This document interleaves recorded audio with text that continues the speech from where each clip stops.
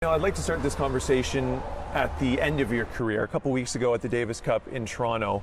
When you addressed the crowd after your match, you were getting choked up. I was watching at home. To be honest, I was getting choked up as well. So how did you manage your emotions, knowing that it was your last match, but also wanting to maintain a high level of play? Honestly, I wasn't really thinking about it being my last match until the last couple points. And I wasn't really happy with the way I played. I thought I served poorly, and just kind of sums up the last year on tour where, there's moments where I'm playing well, but for the most part, my level wasn't good enough. 91 tournament titles, 8 Grand Slam doubles titles, over 1,100 career wins, #1 ranked doubles player in the world, an Olympic gold medal.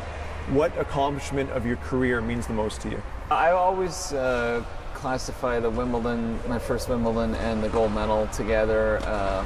Gold medal from just a sporting aspect of, popularity-wise, it was obviously important for Canada and representing Canada, and Wimbledon's the pinnacle of our sport, so I think winning there was very special.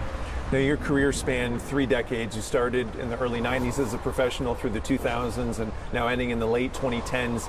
How has the game of tennis changed over the past 30 years in your estimation? I grew up in a generation where it was all about attacking and coming to the net and finishing usually points at the net, and now it's guys are ready to hit 20 balls to win a rally and out-rally their opponent, and the game is getting more and more physical, and I definitely noticed it, and my body just wasn't cooperating like it was before. And speaking of that physicality, so what on and off court techniques have you utilized, say, in the past 5 years to continue to play at a high level in your mid-40s? Just focusing more and more on fitness, more than ever, and just really not taking a day off, and just making sure that I'm in good shape before I get to the tournaments and during the tournaments, and just really knowing your body well and understanding what works for you. What will you miss the most about being on tour? Definitely competing. That's something I'm gonna miss, and something I'm wondering always, when's my next competition going to be, or when's the next thing going to be out there that's going to excite me. So for that reason, I'm definitely going to stay in shape. And is there any other athletic activity that you've kind of always had your eye on? Maybe you haven't been able to do it because you've been playing tennis at such a high level? I haven't really thought about it. I've always been pretty good at sports with the ball, like baseball or soccer, even football, those kind of things. Not so much hockey. Now, you're leaving tennis at a time when arguably it's the most talented group of players we have and the deepest group of players we have. So how has the sport changed in this country from the start of your career to now here in 2018? When I first started, we had probably about 8 to 10 guys in the top 200 of singles, which we never had again, and we don't even have now. But so I actually came at a pretty good time, and it kind of went full circle.